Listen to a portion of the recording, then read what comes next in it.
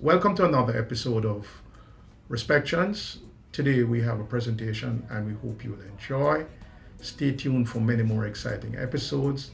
I'm your host, Patrick Tomlinson, and I do look forward to having you and sharing with you.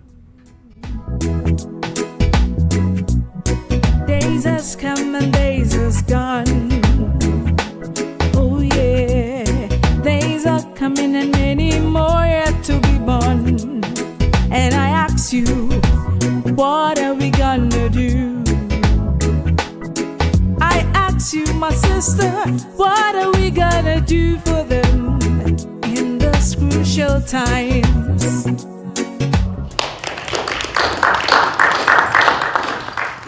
Thank you so much. So my name is Teo-Carlo, and I'm one of the co-founders of the Liamuiga Oualie Arts Foundation, or LOAF. And it's not an accident that we call it LOAF. In fact, it's very intentional, because when you think of the proverbial loaf, you're thinking about bread, right? That sort of like synonym for the substance or the sustenance which we need to live.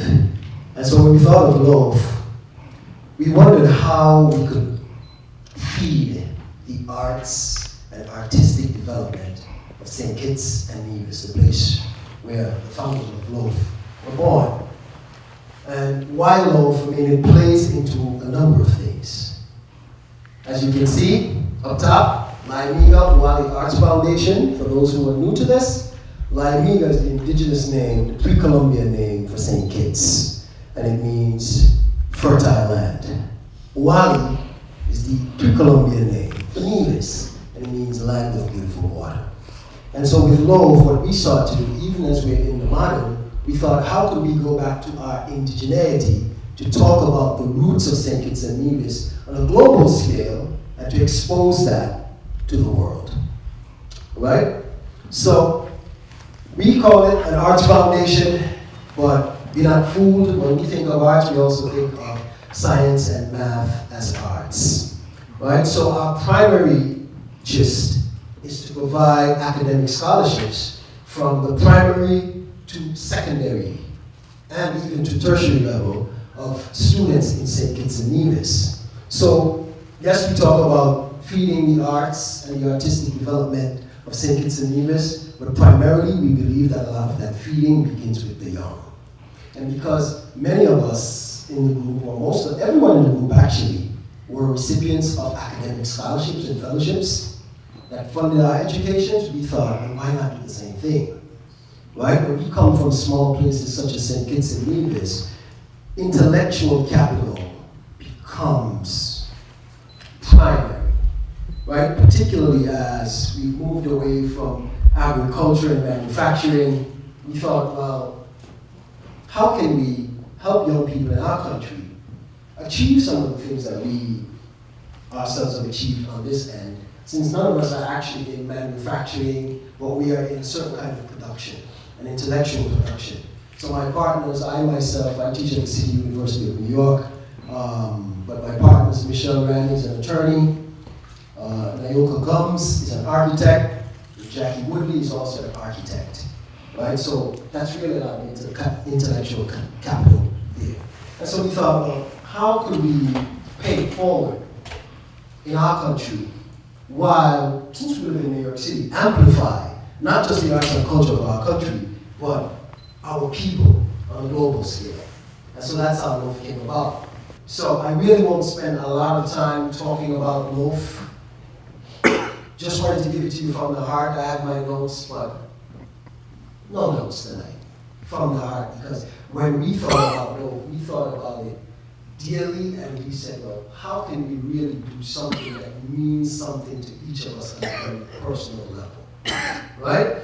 And so I'll hand the mic over, but welcome once again to our initial panel discussion. And you can expect a panel discussion, a beautiful talk from LOAF every year going forward. So this is one of the major points on our calendar, but wanted to welcome you once again, and I'll turn the mics over to my partner, Michelle Rand. Michelle, are you ready?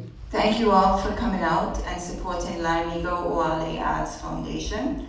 This is our first attempt at doing something a little bit more substantive.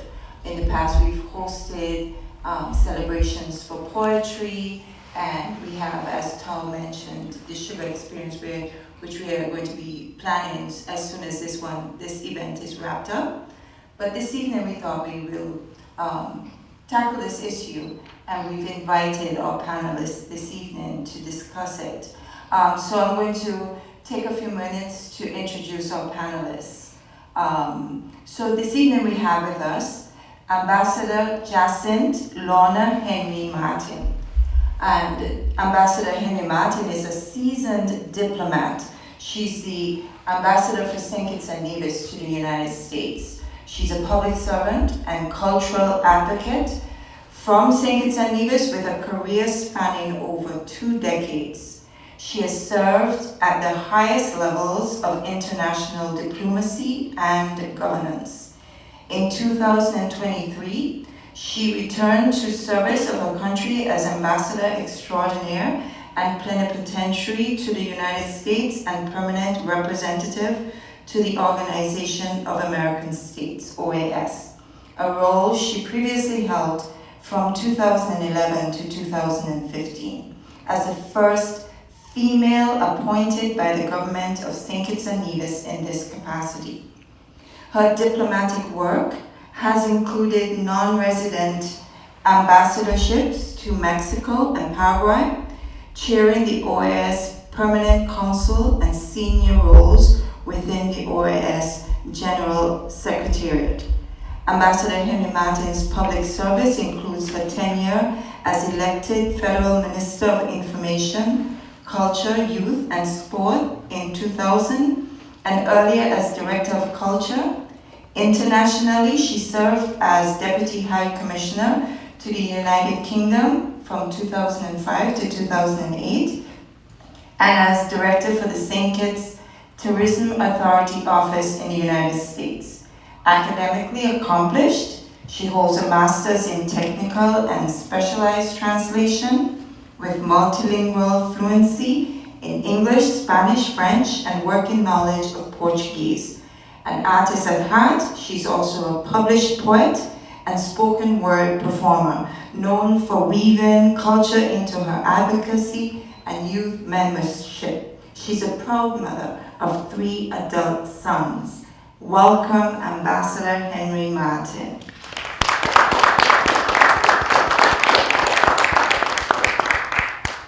Also joining our panel this evening is Ambassador David Comissiong, who is a graduate of Harrison College in Barbados, the University of the West Indies, Cave Hill Campus, Barbados, and the Hugh Wooding Law School, Trinidad and Tobago.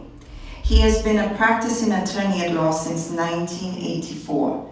Mr. Comissiong founded the Clement Payne Cultural Center, subsequently the Clement Payne Movement, in the inner city communities of Bridgetown in 1988, and led it on a highly successful crusade to secure implementation of a raft of progressive nationalist, socialist, and Pan-Africanist policies and measures. David Comissiong is a former senator in the government of Barbados and is currently Barbados' ambassador to CARICOM, Caribbean Community, CARICOM, and to the Association of CARICOM Caribbean States, ACS. He is also a founder member of the Caribbean Pan-African Network, CPAN, the Clement Payne Movement of Barbados, the Caribbean chapter of the International Network in Defense of Humanity, and the Global African Congress, GAC, and was an architect and the first director of the Barbados government's Commission for Pan-African Affairs. He represented the Caribbean region at the 7th Pan-African Congress in Uganda in 1994, played a key role in the United Nations World Conference Against Racism in South Africa in 2001, and has represented the diaspora on the African Union's Economic, Social, and Cultural Council, ECOSOCC. Since the year 2012, Mr. Comissiong has served as a member of Barbados' National Task Force on Reparations. He's also the author of The White Streets of Tomorrow, Essays and Speeches. It's the Healing of the Nation, The Case for Reparations, and the Pan-African Love Story of Arnold and Mignon Ford. Welcome, Ambassador David Comissiong. I'm also very pleased to welcome my friend, Dr. June Soomer, whose Honorable Ambassador Dr. June Soomer has diverse experiences through her work in the diplomatic, financial, and education sectors obtained through over 30 years of academic and professional experience functioning at the managerial, operational, and technical levels. Dr. Soomer is from St. Lucia. She has a sound understanding of contemporary development issues and continues to advocate for equality and equity in sustainable development issues in sustainable development. She currently serves as the chair of the Global Campus Council of the University of the West Indies, maybe formerly the chair of the United Nations Permanent Forum of People of African Descent, and a member of the St. Lucia Reparations Committee. She received her PhD from the University of the West Indies. She served as St. Lucian Plenipotentiary Ambassador to CARICOM and the OECS with responsibility for diaspora affairs. She was an OECS commissioner and was the Secretary General of the Association of Caribbean States, ACS. Dr. Soomer has received numerous awards in the areas of central banking, education, diplomacy, regionalism, development, and leadership. She's also a consultant and recently completed the Sustainable Development Plan for the Virgin Islands, the British Virgin Islands. She also wrote strategic plans for small communities in St. Lucia.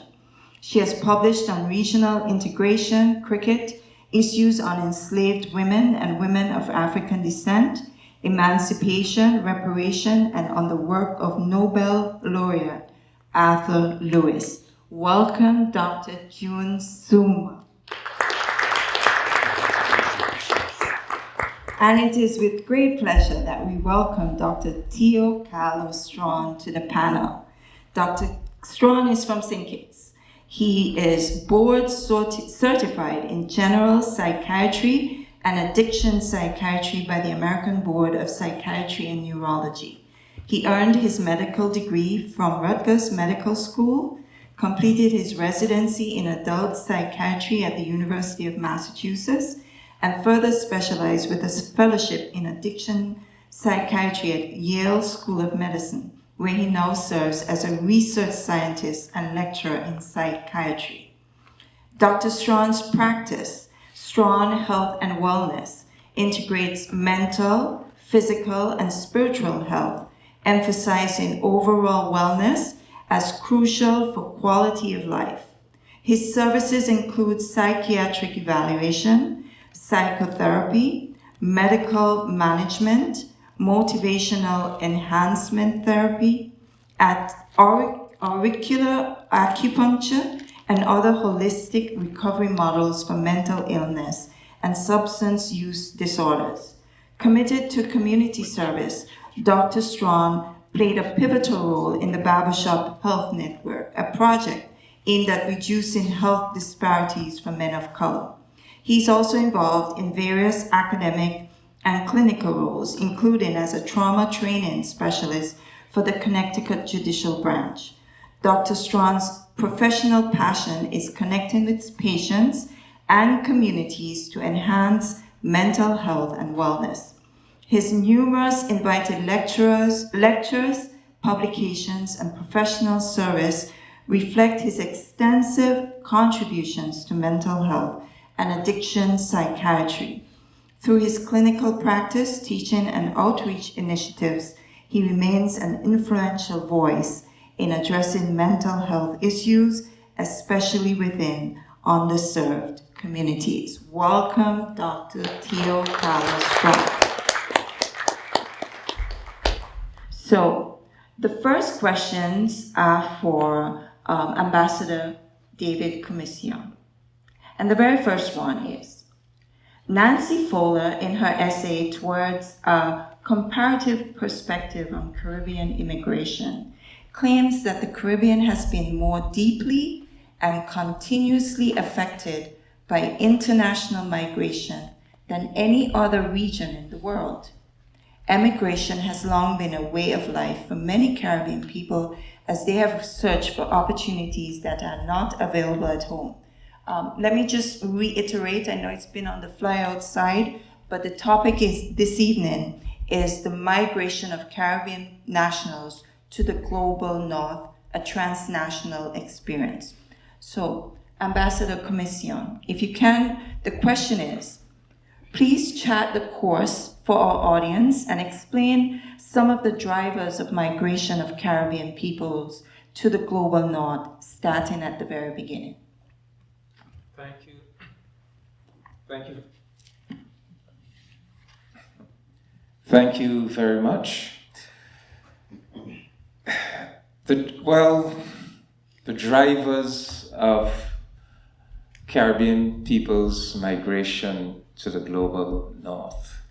The truth is that the North's industrial revolution started on the sugar plantations of the Caribbean in the 1640s.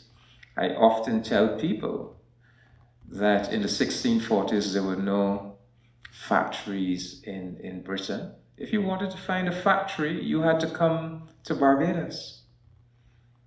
The whole sugar operation, the fields of sugar cane to grow the cane stalks, the windmill to grind the cane to produce the cane juice, the boiling house or sugar factory to put the cane juice through various heating and chemical processes to produce sugar, molasses, rum. That's the beginning of Europe's industrial revolution. So they built up themselves while simultaneously impoverishing our own people, making life on those plantation economies short, brutish, and nasty. So whenever our people faced with that condition, whenever our people found an opportunity to escape those brutish conditions in those European colonies, they embraced those opportunities. And so if an opportunities arose in Panama with the building of the Panama Canal, that is where they moved to in their tens of thousands, looking for life opportunities, looking to be able to generate some form of wealth. Opportunities opened up on the sugar fields of Cuba, that is where they moved to. Opportunities opened up in the United States of America, thousands migrated in search of greener pastures. Opportunities opened up in Britain and France and Holland. So that is our history, really. And we need to be very clear.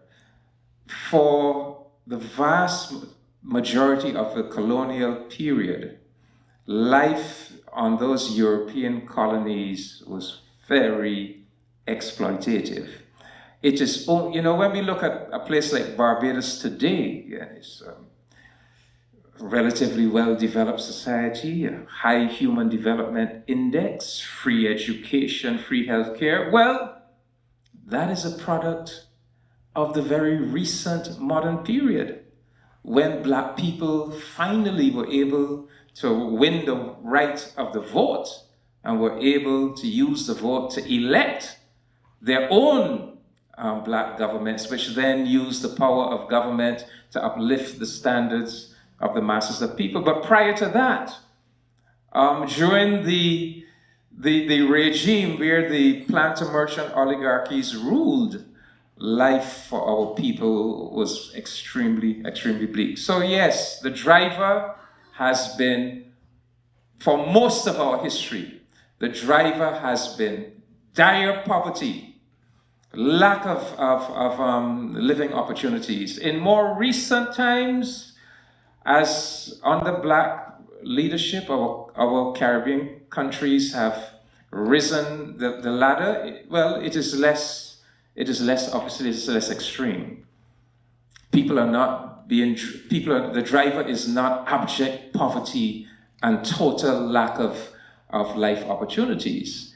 It is more relative. It is more, people may see opportunities that are, slightly better than what they can enjoy back home in the independent Caribbean. But for most of our history, when you had large numbers moving, it is precisely for that reason. Thank you, Ambassador. So I thought I'd bring in Dr. June Soomer here because Dr. Soomer is a historian, and I thought perhaps you could give us some historical context of immigration. So the question that I have for you, the first question I have for you, Dr. Soomer, is one writer states that beginning with Columbus's voyage into the Caribbean, and even earlier with Amerindian movements north from Central and South America, the Caribbean has been as well known for its travel routes as its destinations. Most of the area's inhabitants are the Afro-Caribbean descendants of the Atlantic slave trade, the most fearsome forced migration in world history. Dr. Soomer, take us back to the beginning and trace the roots of migration as a way of life for Caribbean people, if you can, please. Your question starts from David's response when he speaks to the fact that even before enslaved Africans were brought to the Caribbean, there were other people who had been forcibly migrated to the Caribbean, whether it was from Ireland, or from England because of persecution, etc. But even before that, we have the Amerindians who moved in both directions, from South America right up to Cuba and all the way back down, or to the Bahamas and all the way back down. And they did that freely. So we start forced migration with looking at the first set of freedom of movement in the Caribbean. And then you have the European contact with the Caribbean. And that contact, as David said, was a very brutal and violent one, because it brought millions, and I will venture to say over 15 million enslaved Africans to the Caribbean. The number historians cannot decide on yet, because of a number of reasons. One, revisionist history, that they want to downplay that the number of Africans that were brought on that very wicked journey. And the other one is that because of the fact that so many were taken out of Africa and so many did not arrive because of the journey, historians have a very tough time evaluating how many people crossed. But we are saying anywhere above 15 million Africans in the 3 centuries. This means that for that to happen, and for there to be this constant replenishing of enslaved Africans, something else was happening in the Caribbean that we don't really speak about. You cannot look at forced migration of enslaved Africans without looking at the concept of genocide. Our bodies, they owned our bodies, they owned us. As chattel slavery, we were classified as property. We were listed on the plantation registers alongside the cows, the houses, and whatever else. We were considered property. We were not considered human. I mean, that is one of the reasons why we have spent so much time in the last few years talking about our humanity. People of African descent and Africans are the ones who put humanity on the global agenda. And so we have that phenomenon of enslaved Africans, so that this first set of people who were, you see, forced migration. And then within the Caribbean, you see other forms of forced migration. So it's not just from Africa to the Caribbean and the Americas. You also have within the Caribbean, for example, you see the resistance of the Garifuna, who were the descendants of enslaved Africans or freed Africans, because people still don't understand how, although I also want to say that there were Africans in the Caribbean before Columbus. Because if you look at Columbus's diaries, he speaks to the issue of dark-skinned people in the Americas. So you have the Kalinago and the Africans reproducing and creating this very resistant group called the Garifuna, who fought two major wars with Europeans, and who eventually, on losing that last war, was sent to a small island off St. Vincent, where the last 5,000 of them, within a few months, their numbers were reduced to 2,500. So here again, you see the destruction of life. You see genocide again. And then finally, the British put all of them on a ship and forcibly moved them to Honduras. And now they occupy that whole area with Belize, Honduras, etc. coming up. And then you also have resistance. So you have forced migration, voluntarily, but also forced. It's a mixed, when you talk about it, it's like a paradox. So you have enslaved people who wanted to escape the oppression of enslavement. And so they participated in what we call maritime maroonage. So they would escape on ships. They would take ships and run away, or they would hide on ships. And so although they were moving for something better or for freedom, it was still forced migration because of the oppression on the plantations. And the last thing I want to speak to is the forced migration also of enslaved Africans, especially in Barbados, because Barbados is the colony that was used to develop other colonies. And so a lot of enslaved Africans who moved then from Barbados to the Carolinas, to the south of the United States. So Africans came across there involuntarily also to work on the plantations, because the Barbadian planters were the ones who developed the plantation society, brought a lot of the Barbadian slave laws, the oppressive Barbadian slave laws, to the south, and ensured that Africans worked on these plantations in cotton, in rice, etc., etc. So you have many different waves of forced migration in the Caribbean at that time, to the Caribbean, and from the Caribbean to other countries. Thank you, Dr. Soomer.